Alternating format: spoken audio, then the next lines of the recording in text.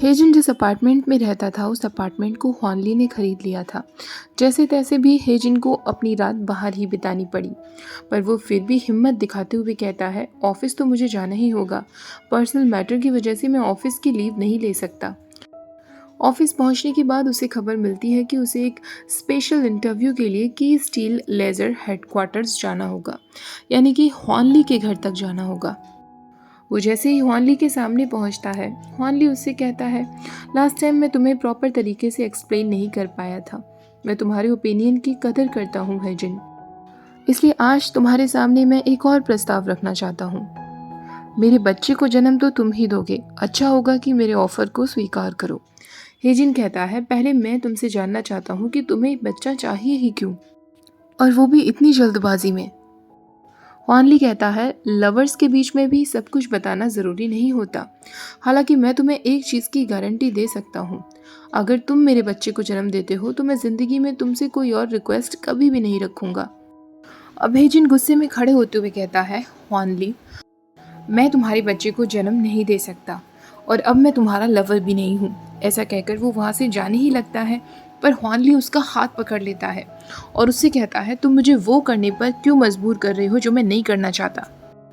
मैं जितने अच्छे से पेश आ रहा हूँ तुम उतना ही मेरी अच्छाई का फ़ायदा उठा रहे हो। क्या तुम देख नहीं सकते कि मैं कितना डेस्परेट हूँ? अब तो तुम ही मेरे बच्चे को जन्म दोगे। इससे पहले कि मैं तुम्हें हर्ट करूँ, मेरी बातों को मान लो। तुम्हें जितने भी पैसे चाहिए मैं दूंगा। हेजिन को पता था कि हॉनली आसानी से नहीं मानने वाला। आखिरकार वो हार कर कह ही देता है, ठीक है, तो तुम मुझे कितने पैसे दे सकते हो? हॉनली उसे सबसे पहले अपने आलीशान होटल में लेकर आता है, जिसे देखकर हेजिन का मुंह तो खुला का खुला रह जाता है। हॉनली उससे कहता है, ये मेरा होटल है, आज से तुम यहीं रहोगे, मेरी नज़रों के सामने। हेजिन मन में सोचने लगता है, कितना गलत था मैं। मुझे लगता था कि हॉनली पहला ऐसा अल्फा है जो हर ओमेगा की इतनी रेस्पेक्ट करता है, पर इसने तो मुझे यहाँ पर एक जेल में बंद करके रख दिया है। ये एक जेंटल अल्फा नहीं बल्कि साइको है। नहीं, मैं इस तरह हार मानकर सिर्फ रो नहीं सकता। मुझे कोई ना कोई सॉल्यूशन तो ढूंढना ही होगा। हॉनली ने जाने से पहले हेजन से कहा था, मैं तुम्हें मेरा बच्चा पैदा करने के लिए 5 बिलियंस दूंगा। हेजन को खुद पर शर्म आ रही थी ये सोचकर कि उसे बच्चे को जन्म देना होगा, वो भी पैसों के लिए। पर उसने फिर एक प्लान बनाया और हॉनली से कहा, ठीक है, मैं तैयार हूँ, लेकिन जितनी बार हम सेक्स करेंगे हर बार मैं 1 बिलियन लूँगा। हॉनली कहता है, ठीक है, बच्चे के जन्म से पहले हम 3 बार सेक्स करेंगे और तुम्हें 3 बिलियन मिल जाएंगे। कन्फर्म्ड प्रेगनेंसी के बाद और बच्चे के जन्म के बाद तुम्हें बाकी के 2 बिलियन मिल जाएंगे। हेजिन कहता है, ठीक है। वो मन में सोच रहा था, यही ठीक रहेगा, 3 बिलियन लेकर मैं यहाँ से चला जाऊँगा। इस तरह मैं इसके जाल से भी फ्री हो जाऊँगा और इन 3 बिलियन से मैं कहीं ना कहीं तो अपनी ज़िंदगी फिर से शुरू कर ही लूँगा। वो जाते जाते हॉनली से कहते हुए जाता है, सेक्स से पहले तुम्हें मेरी परमिशन लेनी होगी। आई एम श्योर तुम मेरे लिए इतना तो कर ही पाओगे ना? हॉनली कहता है, ठीक है, इतना तो मैं कर ही सकता हूँ। हेजिन अपने रूम में बैठा सोच रहा था, बहुत अजीब बात है, वो मुझसे ही क्यों अपना बच्चा चाहता है, जबकि मेरी बॉडी इतनी वीक है। डॉक्टर ने तो मुझसे ये भी कहा था कि अगर मैं बच्चा पैदा करने की कोशिश करता हूँ तो मिसकैरेज के चांसेस काफ़ी ज़्यादा हैं। यहाँ से भागने की भी कोई जगह नहीं है। दरवाजे सारे लॉक्ड हैं और विंडो को सील कर दिया गया है। मेन गेट के बाहर उसने एक गार्ड भी खड़ा कर दिया है। मैं बाहर जा तक नहीं सकता। वो ये सब सोच ही रहा था, तभी अचानक हॉनली उसके सामने आकर खड़ा हो जाता है। हॉनली उससे कहता है, क्योंकि अब तुम मेरे होटल में रह रहे हो तो तुम तभी उठोगे, बैठोगे और सोओगे जब मेरी मर्जी होगी। सुबह का समय हो गया है तो तुम्हें अब उठ जाना चाहिए। हेजिन कहता है, ये क्या तरीका है? तुमने मुझसे कहा कि तुम्हें बच्चा चाहिए। क्या तुम्हें पता भी है कि पेरेंट बनना कितना मुश्किल होता है? एक बच्चे को पालना कितना कठिन है। सिर्फ बच्चा पैदा करने से काम खत्म नहीं हो जाता। हॉनली उससे कहता है, वो सब मेरा हेडेक है, तुम्हें इस बारे में सोचने की कोई ज़रूरत नहीं है। फिलहाल मैं ऑफिस जा रहा हूँ। हॉनली ऑफिस के लिए निकल जाता है। जब शाम के समय वो वापस आता है तो वो देखता है कि होटल की लाइट्स काफ़ी जल्दी बंद हो चुकी थी। उसे बुरा लगता है कि हेजिन उसके ऑफिस से बिना लौटे ही सो गया। वो उसके पास जाकर उसे बेड से उठाते हुए कहता है, क्या तुम आज कुछ जल्दी ही नहीं सो गए? हेजन ब्लैंकेट के अंदर से ही कहता है, मुझे टच मत करो, मुझे किसी से बात नहीं करनी, प्लीज़ मुझे अकेला छोड़ दो। हुआनली वहाँ से तुरंत लौटने लगता है और मन में सोचता है, मैं ही पागल हूँ जो यहाँ चला आया। पहले मुझे अपने अपार्टमेंट जाना चाहिए था और शावर लेना चाहिए था। हुआनली जब अपने अपार्टमेंट पहुँचता है तो वो देखता है कि उसे इरेक्शन हो गया था, वो भी हेजन के स्लीपिंग फेस और उसकी स्लीपिंग वॉइस की वजह से। वो घर आकर बात लेना शुरू कर देता है। उसके दिमाग में केवल हेजन ही चल रहा था। उसे खुद विश्वास नहीं हो रहा था कि हेजन का उसकी बॉडी पर इतना असर क्यों हो रहा है। अचानक से हेजन उसके अपार्टमेंट पहुंच जाता है और उसे ऐसी हालत में देख लेता है। हुआनली कहता है, तुम इतने शॉक्ड क्यों हो रहे हो? ये सब तुम्हारी वजह से ही है और तुम्हें इसकी रिस्पॉन्सिबिलिटी लेनी होगी। हेजन कहता है, क्या मतलब है तुम्हारा? हुआनली उसे अपनी तरफ खींचकर अपने लेग्स को टाइट पकड़ने के लिए कहता है। हेजन को ना चाहते हुए भी ऐसा करना पड़ता है। उन दोनों ने सेक्स तो नहीं किया था, पर हुआनली अपनी बॉडी पार्ट को उससे टच कर रहा था। पहले तो हेजन को गुस्सा आ रहा था, पर बाद में उसे भी मज़ा आने लगा था।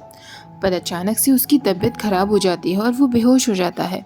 हुआनली को डॉक्टर को बुलवाना पड़ता है।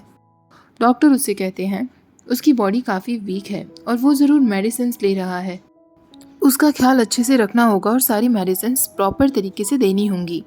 हुआनली कहता है, डॉक्टर, उसका मैं ध्यान रख लूँगा, आप अब जा सकते हैं। हुआनली हेजन के पास ही रुकता है और अपना काम करने लगता है। हेजन को जैसे ही होश आता है वो हुआनली से कहता है, मुझे कंपनसेशन चाहिए। हमने प्रॉमिस किया था कि हम कोई सेक्सुअल इंटरकोर्स नहीं करेंगे।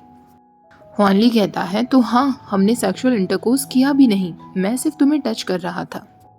हेजन कहता है, ये गलत है, तुम्हें अपने उस एग्रीमेंट में मेरी कुछ और कंडीशंस डालनी होंगी।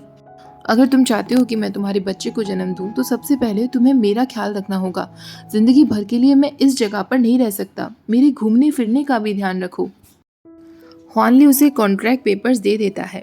उसमें हेजन के घूमने फिरने के बारे में तो कुछ नहीं था, पर बाकी सारी हेजन की सारी डिमांड्स मान ली गई थी। हेजन कहता है, तुम्हें मेरे लिए नए कपड़े भी खरीदने होंगे और बाकी सामान भी, मैं हमेशा यही तो नहीं पहने रह सकता। हुआनली उसे अपना कार्ड देते हुए कहता है, तुम्हें जितनी भी शॉपिंग करनी है कर लो।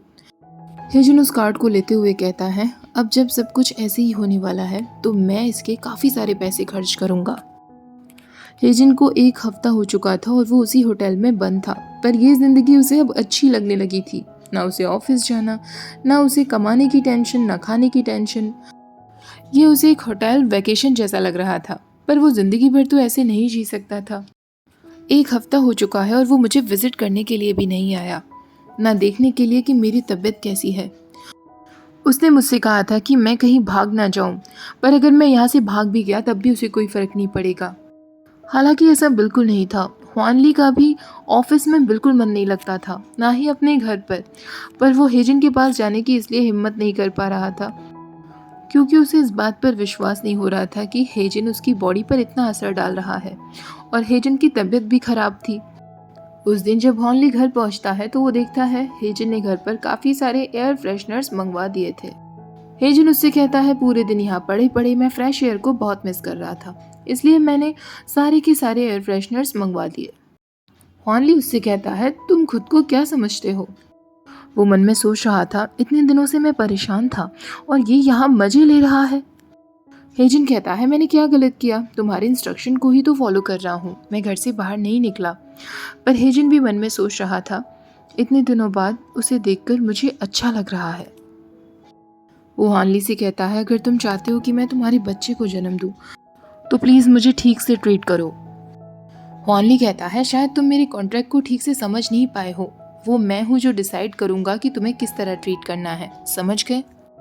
वो उसे एक मेडिसिन निकाल कर देता है जो वो डॉक्टर से लाया था। हेजन पूछता है, ये कौन सी मेडिसिन है? तो हुआनली कहता है, ये वो मेडिसिन है जिससे हमारा काम जल्दी हो जाएगा, ये हीट साइकिल को नज़दीक लेकर आएगी। हेजन हुआनली से कहता है, अगर मुझे कोई साइड इफ़ेक्ट हो गया तो मैं केवल एक ही कंडीशन पर इसे खाऊंगा, अगर तुम खाओगे तो ही मैं इसे खाऊंगा। हुआनली उसके ऊपर आकर कहता है, तुम्हें समझ नहीं आता कि ये बात मैं डिसाइड करूंगा क्या करना है और क्या नहीं? वो ज़बरदस्ती उसके मुंह में मेडिसिन डाल देता है और वहाँ से चला जाता है। ज़बरदस्ती करने की वजह से हेजन के हाथ में चोट लग गई थी। वो अकेला बैठा था और रो रहा था। वो सोचने लगता है, क्या मैं यहाँ से कभी भाग पाऊंगा? ये मेरा पहला प्यार था। मेरा पहला प्यार ऐसा कैसे हो सकता है? अचानक से उसे अपनी लोअर बॉडी में पेन फील होता है। वो हुआनली को कॉल करता है और उसे बता देता है कि उसे पेन फील हो रहा है।